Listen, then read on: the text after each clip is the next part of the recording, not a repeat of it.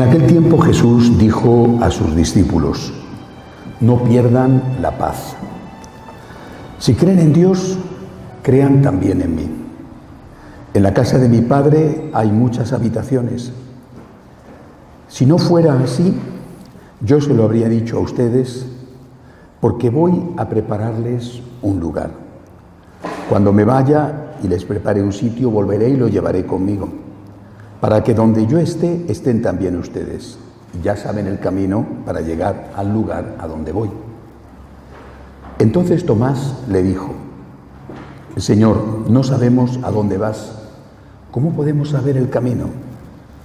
Jesús le respondió: yo soy el camino, la verdad y la vida. Nadie va al Padre si no es por mí. Si ustedes me conocen a mí, conocen también a mi Padre. Ya desde ahora lo conocen y lo han visto. Le dijo Felipe: Señor, muéstranos al Padre y eso nos basta. Jesús le replicó: Felipe, ¿hace tanto que estoy con ustedes y todavía no me conocen? Quien me ha visto a mí, ha visto al Padre. Entonces, ¿por qué decís: muéstranos al Padre? ¿O no crees que yo estoy en el Padre y que el Padre está en mí? Las palabras que yo les digo, no las digo por mi propia cuenta. Es el Padre que permanece en mí quien hace las obras. Créanme, yo estoy en el Padre y el Padre está en mí. Si no me dan fe a mí, créanlo por las obras. Yo les aseguro, el que crea en mí hará las obras que hago yo y las hará aún mayores, porque yo me voy al Padre. Palabra del Señor. Lo importante de este Evangelio, lo más importante, es que Jesús hace una definición de sí mismo. Y esto es rarísimo.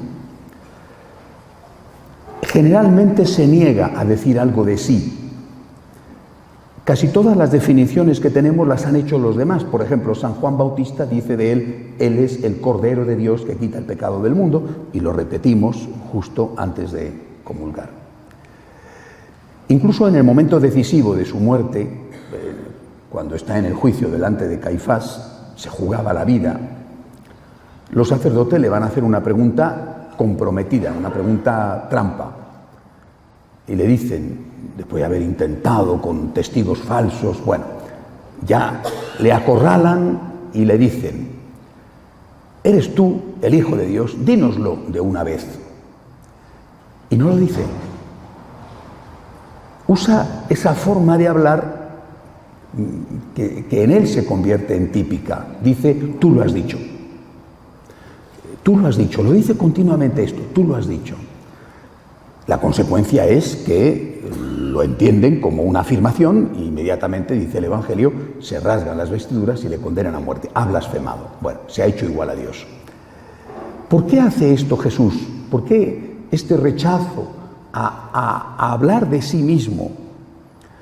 No me parece que sea una falsa humildad, sinceramente. Creo que él es muy consciente de que su vida y por tanto su mensaje, es decir, él tenía que morir, lo sabía. Tenía que morir y tenía que morir crucificado, lo sabía. Pero sabía también que tenía muy poco tiempo para presentar el mensaje y para hacer las obras de caridad que hizo, porque era parte del mensaje. Si él precipita ese final diciendo yo soy Dios, pues en vez de estar 3 años, que es aproximadamente lo que tuvo de vida pública, hubiera estado quizá una semana. No le hubiera dado tiempo a nada. Sale la vida pública y le matan inmediatamente. ¿Cuántas cosas bellísimas que están en el Evangelio se habrían quedado sin decir? ¿Cuántos milagros, cuántos hechos extraordinarios? No hubiera podido seguramente, ni le hubieran dado tiempo a instituir la Eucaristía. El Señor lo sabe y por eso retrasa lo más que puede, usando juegos de palabras, no niega, pero retrasa ese momento definitivo. Por eso es extraordinaria esta afirmación, porque es muy poco profunda. No me atrevo a decir que sea la única, porque habría que mirar los textos, pero desde luego es prácticamente la única y además tiene un gran valor. Vamos a verla con un poco de detenimiento. Lo primero que dice Jesús es, usa un pronombre y un verbo, yo soy. Para nosotros esto no tiene mayor importancia, para un judío sí. Porque cuando Moisés en el desierto ha huido, está siendo buscado por el faraón, no ha regresado todavía a Egipto y por tanto no ha puesto en marcha las plagas y todo lo demás, está huido. Bueno, y ve una cosa extraña, una zarza que arde y que sigue ardiendo, que no se consume, y entiende que hay una presencia de Dios. Se acerca y oye una voz que le dice, descálzate, que estás en un lugar sagrado. Habla con la zarza y le pregunta, sabe que ahí hay una presencia de Dios, y le pregunta que le diga su nombre, ¿quién es este Dios? Y Dios le va a decir, soy el Dios de tus mayores, de Abraham, de Isaac, de Jacob. Pero usa un término, repito, que se convierte en la definición de Dios. Dice, yo soy. Y le dice a Moisés, diles a los judíos, a los israelitas, perdón, diles a los israelitas, yo soy, me envía a vosotros. Es decir, la definición de Dios se expresa con estas dos palabras, yo soy. ¿Cuál es el nombre de Dios? Yo soy. Bueno, ¿esto qué significa? Esto en teología es extraordinariamente importante. Dios se presenta como el que sostiene la existencia. Yo soy el origen de la existencia, el creador. Tú existes porque yo existo. Si yo no existiera, tú dejarías de existir. Soy la causa, no solamente el origen, sino la causa de la permanente existencia de todo lo que existe. Yo soy. Esta es la definición que Dios da de sí mismo. Y Jesús usa esta palabra, yo soy. Está, sin decirlo, diciendo, soy Dios. Pero a continuación dice tres términos extraordinarios que se complementan. Yo soy el camino, la verdad y la vida. Repito, pensemos que es la única definición que da Jesús de sí mismo y así valoramos lo que significa. Soy el camino, el camino. Un camino es algo que uno recorre para llegar a una meta. ¿A qué meta está hablando el Señor? Empieza este texto del Evangelio de San Juan diciendo, no perdáis la paz, me voy a prepararos la morada, en la casa de mi Padre hay muchas estancias, y no os lo habría dicho, es decir, la meta es el cielo. El cielo, esto ya lo hemos olvidado. Hoy en día el hombre piensa que la meta es hacerse rico, vivir bien. No hace tanto que el hombre tenía otra concepción de sí mismo y de lo que era la felicidad, el cielo. Al final, el que se salva sabe y el que no, no sabe nada. ¿De qué le sirve al hombre ganar el mundo entero si pierde su alma? Hemos vivido así durante miles de años, mucho antes de Jesucristo, pensando en la vida eterna. Pensad, por ejemplo, en las pirámides de Egipto. La esperanza en la vida eterna era la base que movía al ser humano, porque tenía la intuición de que tenía que haber algo más, de que si no esto era una broma. Esa intuición se convierte en una prueba histórica con la resurrección de Jesucristo. Hoy esto lo hemos suprimido. Y Jesús, por eso tenemos que volver a las palabras de él. Jesús dice, hay vida eterna, y os voy a preparar un sitio para esa vida eterna. Y yo soy el camino. Para ir a esa vida eterna, yo soy el camino. Añade, nadie va al Padre si no es por mí. Yo soy el camino. Repito, la Biblia es palabra de Dios y hay que verla hasta en el mínimo detalle. No dice, yo soy un camino, yo soy un camino. Hoy hay otros. Por ejemplo, el camino de Buda ya existía, Buda es anterior a Jesucristo. No iba a decir el Señor el camino de Mahoma, porque Mahoma es varios siglos posterior. El camino de Buda, o el camino de Zoroastro, o el camino de Júpiter, o el camino de Venus, o el camino... No, yo soy un camino, hay otro y otro y otro. Esto es lo que nos dicen hoy. Oye, cualquiera se puede salvar, que cada uno haga lo que le dé la gana. Jesús no dice esto. Yo soy el camino. Es tan tajante, tan absoluto, que es un provocador. En aquella época no era tan provocador como hoy, pero hoy en este tiempo ecléctico, donde cada uno dice que puede salvarse haciendo lo que le da la gana, Jesús se presenta como alguien radical. Yo soy Dios, yo soy el camino. Para ir al cielo, yo soy el camino. Y repite, nadie va al Padre si no es por mí. Nadie va a ir al cielo si no es a través de mí. dejamos al lado porque no es el momento de aquellos que no tienen la posibilidad de conocer a Dios, se pueden salvar según su conciencia. Eso es para otra ocasión. Pero ahora estamos comentando lo que Jesús dice, que es muy radical. Yo soy el camino. Vamos a ver esto lo que significa, el camino. Algo que recorro para ir a un sitio. Bueno, ese camino es algo que recorro y que tengo que saber dónde poner los pies, porque un camino puede ser tenebroso. No me refiero que sea un mal camino, que me conduzca a un mal puerto, No es así. Jesús es un buen camino que me conduce al cielo, pero puede ser un camino tenebroso, un camino oscuro, sin luz. Jesús dice: yo soy el camino, y no nos dice nada más. Pero si no nos hubiera dicho nada más, realmente tendríamos un problema. Ahora, añade: yo soy el camino, la verdad. Es decir, está diciéndonos algo muy concreto. En este camino que yo soy está la verdad. No, yo soy un camino, que tengo mi verdad, y el otro tiene su camino y tiene su verdad. No, soy el único camino que tiene la plenitud de la verdad. Y por lo tanto, yo os digo que la verdad está aquí, de forma plena. Recuerdo hace años leía un texto del entonces cardenal Ratzinger, después papa y hoy ya papa emérito, que hablaba precisamente de lo provocador que era esta afirmación de Cristo. Es un provocador. Jesús no dice: tengo una verdad, tengo mi verdad, tu verdad, su verdad, nuestra verdad, la verdad de la mayoría, la verdad de las encuestas, la sociología. No, dice: tengo la verdad existe y la tengo yo. Y decía el cardenal Ratzinger, prefecto de doctrina de la fe: la verdad es lo que nos enseña Jesús. Todo lo otro es parte de la verdad. Tendrá mucha parte de la verdad. Hay iglesias que tienen mucha parte de la verdad, pero no tienen toda la verdad. Y hay religiones que tienen un poquito de parte de la verdad y tienen muchísimas barbaridades. Muy bien, cada uno tendrá su verdad, pero la verdad plena la tiene solo Jesús. Y esta verdad que nos enseña Él es la que ilumina el camino. Y ahora esto lo aplicamos a nuestra circunstancia. ¿Cómo tengo que recorrer el camino? Tengo la verdad para iluminarme, la enseñanza de Jesús en la palabra y la enseñanza de la Iglesia. ¿Eso qué significa? Que yo sé, si tengo una conciencia medianamente formada, sé dónde está el mal y dónde está el bien. No lo sé porque me lo diga el mundo, que me dice: el aborto es bueno, la eutanasia es buena, la corrupción, matar. No lo sé porque me lo dice el mundo, lo sé porque me lo dice Jesús. Yo sé que esto es bueno, yo sé que esto es malo. La verdad, que es Jesús, que es una persona, la verdad me lo está diciendo. Repito, no el mundo, Jesús, la palabra de Dios interpretada de forma coherente y continua por la Iglesia durante 2000 años. Esto es la verdad. Esto está mal.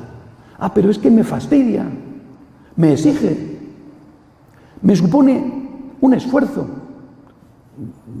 Bueno, ¿yo qué quieres que te diga? Yo te digo: esta es la verdad. Y no te puedo decir lo que no es. Esta es la verdad. Y decir la verdad se convierte en un gran bien, en un gran servicio, porque ayuda a la persona a no tropezar. Tener luz en el camino me ayuda a no caerme o a no equivocarme de camino. Pero ¿qué sucede cuando, a pesar de que tengo la enseñanza de la Iglesia, la palabra de Dios, cuando tengo dudas? Porque puede ocurrir que no sepa qué hacer. Yo me encuentro muchas veces con personas que me consultan. Hace pocos días, ¿no?, una señora viene a consultarme allí en Palín. Tengo un problema con un hijo. ¿Qué hago? 26 años, estudia o dice que estudia, le da mala vida, hace lo que quiere en casa. ¿Qué hago con un hijo que se ha convertido en un parásito? ¿Qué hago? Muchas veces tienes dudas, es un ejemplo. Otra viene y me cuenta: mi marido me ha engañado, se ha marchado de casa, se ha ido con otra que fue una novia suya de hace años, le ha ido mal, han pasado varios meses, quiere volver, mis hijos no le aceptan, mis hijos de ella y del marido, no le aceptan de ninguna manera, nos dejó sin un céntimo, lo hemos pasado muy mal, mis hijos no le aceptan, yo ya no le quiero, pero él dice que quiere volver, ¿qué hago? Es decir, muchas veces en la vida, tú sabes cuál es el camino porque la Iglesia te lo enseña, pero aplicándolo a ciertos casos más dudosos, no sabes qué hacer, honestamente. Entonces es relativamente fácil saberlo. ¿Qué haría Jesús si estuviera en tu lugar? ¿Qué te diría Jesús si Jesús fuera tu director espiritual? Si Jesús fuera tu consejero, ¿qué haría Jesús si estuviera en tu lugar? ¿Qué haría Jesús? Naturalmente, esa es mi tarea, de interpretar en casos dudosos la palabra, no de manipular la palabra, sino de intentar aplicarlo. Pero cada uno podría decírselo a sí mismo. ¿Qué haría Jesús si estuviera en mi lugar? Esto es lo que significa que Jesús es el camino.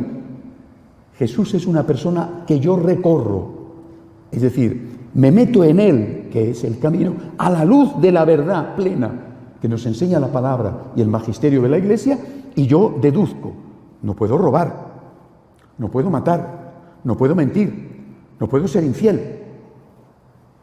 Más o menos difícil de practicar, pero más o menos fácil de saber qué tengo que hacer. Pero hay otros casos en que no. ¿Qué haría Jesús si fuera tu consejero? ¿Qué haría Jesús?